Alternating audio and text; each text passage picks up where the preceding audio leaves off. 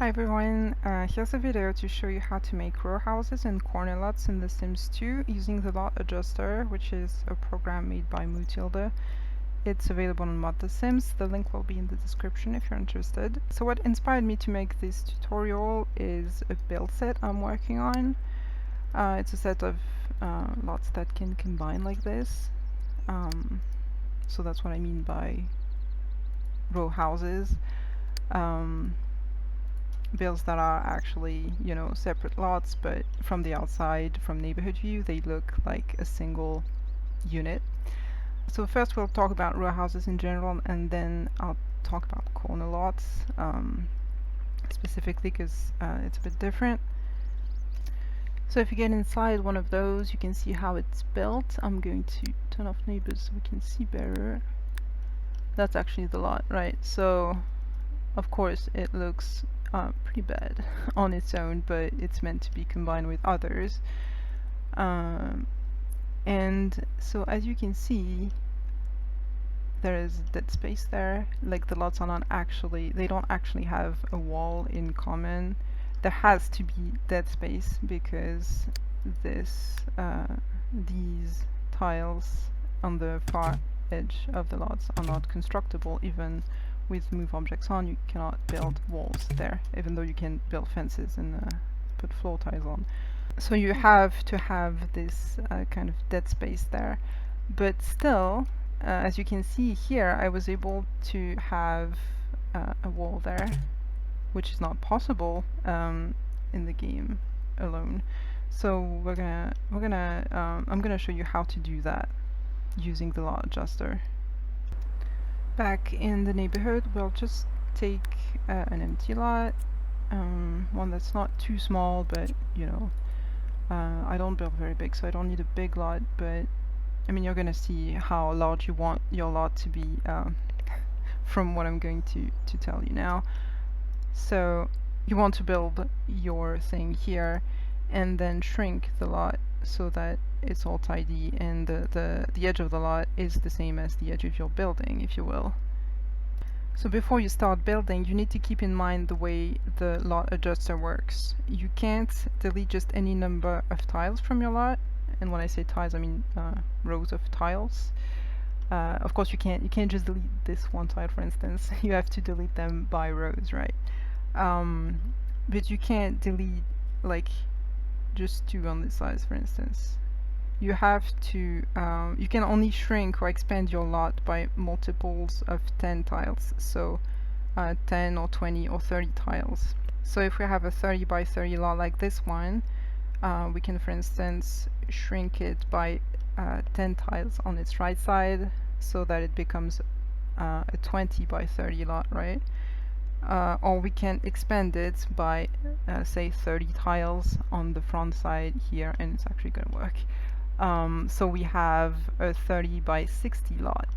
So you can only add and remove tiles by multiples of 10, but it doesn't need to be 10 tiles from only one side, meaning that, for instance, if you want your lot to be 10 tiles narrower, you can delete 5 tiles from the right side and 5 from the left side, or 2 from the right side and 8 from the left side, for instance. And same thing if you want to expand your lot, you can add like 6 tiles on the right side and 4 on the left, or 7 tiles on the front side and 3 on the back, and that works. So for the row house that we're going to build here, we need to build it with side margins of a size that amounts to a multiple of 10 tiles, so we can delete those margins afterward.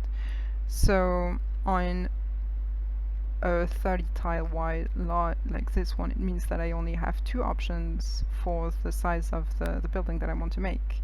I can have a 10 tile wide building or a 20 tile wide, because I can only delete either 10 or 20 tiles from my lot.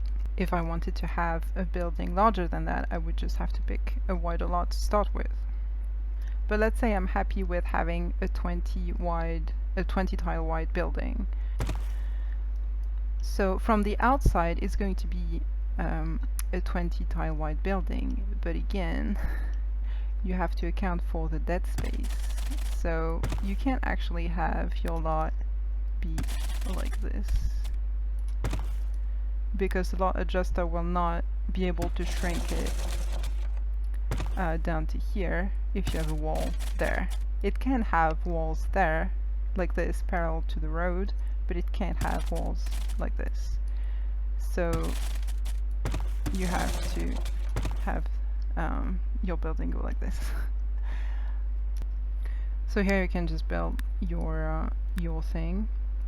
You can have a second floor, and I always put tiles there in the dead space. Again, this has to be dead space too, like on the ground floor. It's a good habit to put tiles there. We'll see later why. And at the moment, the lots I'm building have the apartment life, or is it mentioned in garden, roof pieces for the roof, but you know, you can have a regular roof as well. I'm using these. Where are they? So I'll just use these. So once you're done, obviously this is not exactly a complete lot, but let's pretend this is a complete lot. It's good enough for our purposes. You can just remember what your lot is called and what neighborhood it's in, and you have to remember also how many tiles you need to trim on each side. So 5 tiles on the right side, and so 6 on the left side, and you can quit your game and get into the LotAdjuster. Anytime you want to shrink a lot, don't forget to clear up completely the areas that you want the LotAdjuster to delete. You can't have any objects, any structure, any sims there. If you do leave something inadvertently, it's not a big deal. The LotAdjuster will just tell you that the area isn't clear and you'll have to go back in game. So you're just gonna waste time. Nothing bad's gonna happen beside that. And also, yes, you can shrink a lot that sims are currently living on. It's not an issue as long as there's no sims on the tiles that you're trying to delete. And here you can find your lot. To shrink a lot, you have to go into advanced and enable shrinking. And here, if I remember well, it was 4 tiles on the right side and 6 on the left side. Click finish, and this is done. And when you load back into the game, back in the neighborhood, you're going to see some glitchiness happening, but that's completely normal and nothing to be worried about. We're going to fix that right away. You just need to get back in and make any kind of change so that you are able to save your lot. Just going to buy a chair because I want to, and then delete the chair and then save. And I will let the game regenerate the imposter lot and the lot imposter, whatever. Do I sound like I know anything? I don't. I really don't. And so when you're back in the neighborhood, you see that there's no more glitchiness and your lot is well trimmed.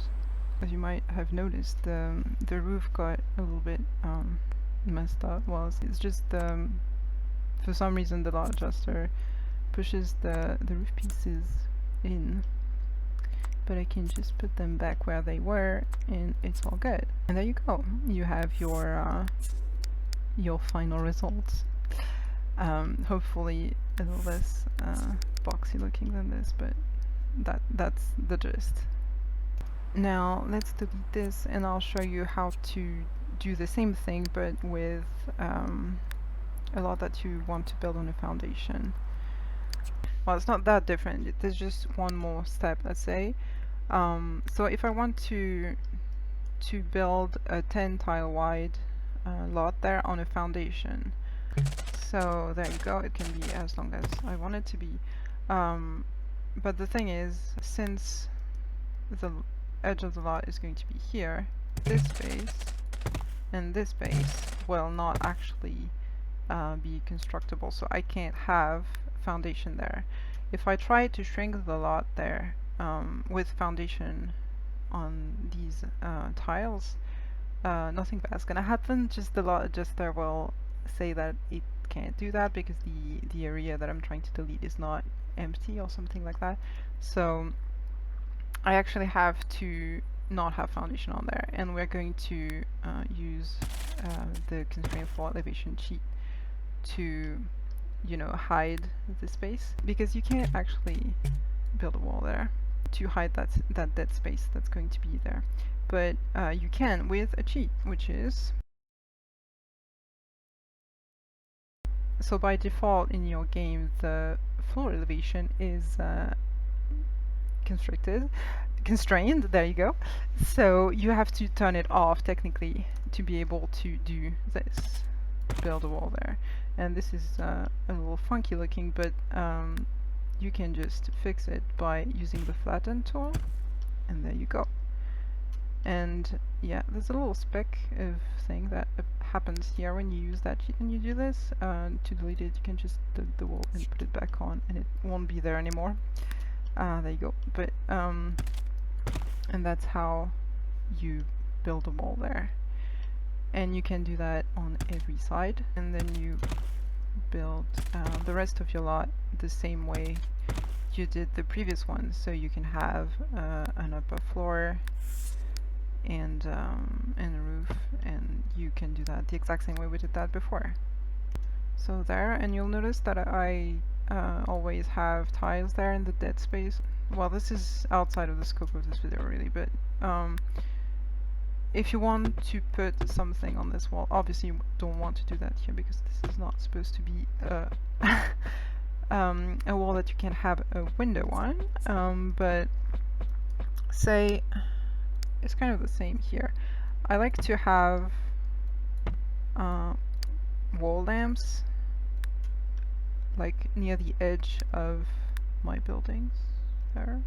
And the reason why you want to have tiles there, I'm going to show you actually. I'm going to put them here too, but without putting tiles underneath. And I'm going to go into LotAdjuster, then shrink it, and we'll see. So back in the neighborhood after shrinking, again, wonderful glitchiness, which is nothing to be worried about. And there we go. So again, I can just fix the roof real quick. So as you can see here, there's no outline for a grid because again, these I'm starting to sound like a broken record at this point, but this is not constructible space. It's kind of not really in the lot. So I would not actually be able to put that lamp there. And I can put it back here using quarter tiles, but I would not be able to put it on the very far last tile unless I put a tile there. And if I have a tile there, which is like a full tile, I mean, that can serve as some kind of artificial grid, if you will, and the game will recognize that as a tile, and I can put my my lamp here if I want it here. And also about the windows, so for some reason it didn't get pushed in from this side, but maybe it's because I don't know. Sometimes this thing does things that I don't really understand, but that's fine. So if I hadn't put my tiles there, see, the window can't actually go there, and there's nothing you can do. I mean, there is one thing you can do. It's go back into the LotAdjuster, expand your lot back out, put a tile there, and put your window there, and then with move objects on, you can afterwards delete these tiles. And I don't really care about deleting them myself because these tiles are not going to be visible anyway. So I just leave them there in my lots because I share my lots on Mother Sims, link in the description, and I want people to be able to toy around with them if they want, and you know, put windows if they want, whatever. So I just leave them there. But so that's why I'm saying it's a good habit to have them there. And that's pretty much it for row houses. I can just, you know, delete that. I mean, obviously this is not exactly a work of art, but now I can have a bunch of row houses with the same shell as this one and combine them together. So now I'm gonna show you how to make a corner lot, because you might want to, you know, this is nice. This is nice to have a unit and all, but if you want to follow the road and just you know, do things like this and have nice little, there you go. How nice is that? Anyway, if you want to be able to do things like that, you need to be able, well, you don't need to be able to do this actually, but if you want to have a corner lot, that is a lot that is connected to the road on two sides, you know, a regular lot is connected to the road on one side like this. But if you want to have two sides connected to the road, which we will get into why that's potentially something you would want, then you can also do that with the LotAdjuster. So you can pick up, let's make some room just in case. Pick up an empty lot. It doesn't need to be connected to the road there. Just pick up something, and then you need to build something on it, like anything, because otherwise the LotAdjuster will not want to adjust anything. You need to have something on your lot. Let's put this chair here. And let's say instead of just having the front side connected to the road, I want both the front side and the right side to be connected to the road, so I'm going to do that. So in the LotAdjuster you can where was it? There. If you go to advanced again, you can add and remove roads here. You can tick that, and I wanted to have one on the right side, so you can tick this box here. And I think that's it, so finish, exit, and get back into the game. And once back into your neighborhood, you're going to see this. And you can load the lot. You can make a change, any change. Let's delete this wonderful chair, save the lot, get back into the neighborhood, and there you have it, your lot that is connected. Well, you can't put it back here because it needs to be somewhere like here, for instance. And there you go, and you can get in there, and there you are. You will notice that this used to be a 30 by 30 lot, right? So adding this connection to the road has taken out 10 tiles where the new road is. So you have to take that into account before picking your lot size to start with. If you want to build a row house corner lot, you can use the same method as we talked about before. So building your building here and then shrinking the lot here would be by 10 tiles necessarily, and here by 10 or 20 on this size lot. So you can have your clean corner lot that's also connected potentially to its neighbors. But regardless of if you care about row houses or not, there's something that I feel I should mention when it comes to corner lot, because that's kind of the point of corner lots, really. It's those portals there. So this wonderful flamingo is a mod by Inch Jones. It's the portal revealer. It's available on MTS as well, and it will be linked in the description. It's in this section, multi-story windows. You have to know where it is. When you put it on the first time, then the portals can disappear there, but you just take it back and put it back on, and that'll be there. And all these boxes are portals, so they are the spawn points of the entities that have move objects on that come into your lot. So the pedestrians, for instance, the passerbys, passerbys, please help me, English is hard, I don't know. Anyway, the pedestrians, that's easier, can spawn here or here and despawn here or here, you know.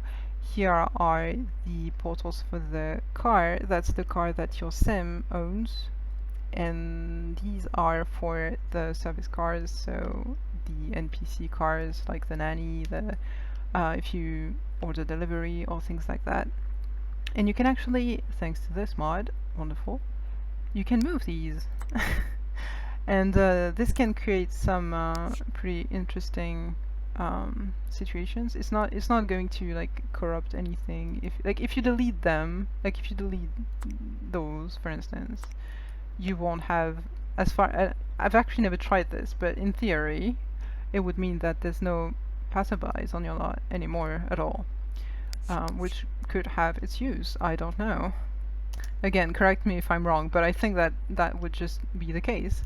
But if you, so these portals are there because the old lot was like this, and this was in the road. This was the lot, so the portals have stayed where they were originally. But since I have this whole section of the road now, I want to take advantage of it. So instead of having my pedestrians spawn here and despawn here, I might want to have them spawn here and then go all the way to here and vice versa. And how cool is that? And if you don't have anything built on here, you'll see that the Sims are clever. They're not going to go all the way there. They're just gonna take the short way. But as long as you have something built on here, which you will have, then your Sims will actually, you know, walk along the sidewalk realistically, which I don't know why it excites me so much, but I think it's really cool. So there you go.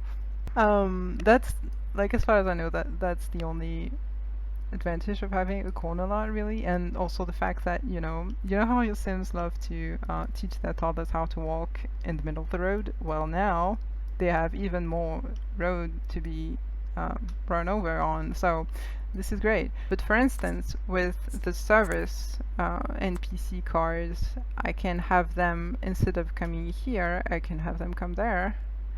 Let's stay on the right side of the road. And, yep. And disappear here. So they'll appear here, stop here, make the delivery, or if it's the nanny or whatever, and then go there. And actually, we can test this out. So I'm gonna show you, and this is also a way to check if you've actually put your portals where they should be. I'm gonna playtest this with these guys, and we'll be able to see. I'm gonna order delivery, and we'll be able to see the cars take the portals, and it will be very cool. So there you go. I love The Sims.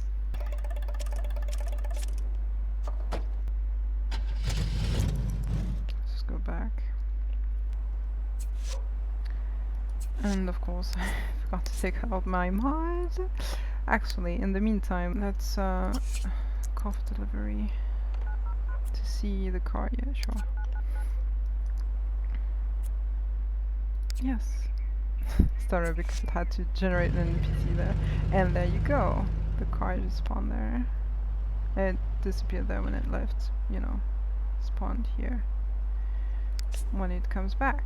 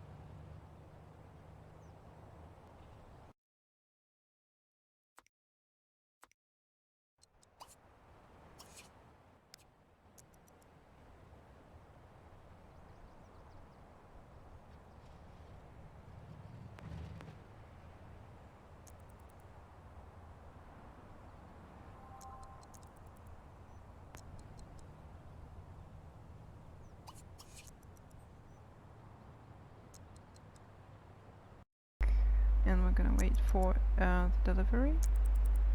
There we go! And it stops right here. Doesn't look as magical when the boxes are on, but it actually is. I love it. Oh, you have to wait for him to ring the bell, which does not exist. And here you go. The NPC spawned here, and it's going over there. Magical. And he's going to leave. There you go. Passerbys. Passers by. There you go. It can't turn. Here it didn't disappear early enough for my taste, for instance, so I can just well, actually, maybe I can't change that. Let me see.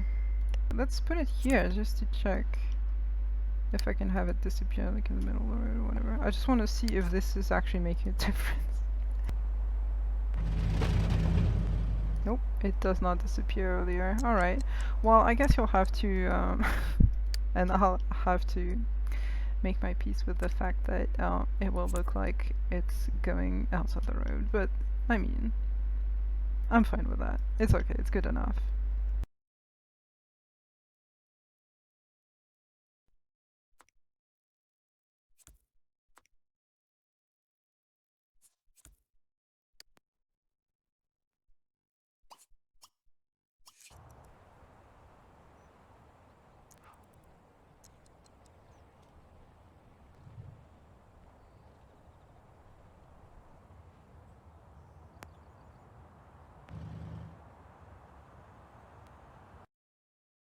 So that's it. I hope that was useful, and if I forgot anything, if you feel like there's something I should have mentioned, you can always tell me in the comments and we can share the knowledge.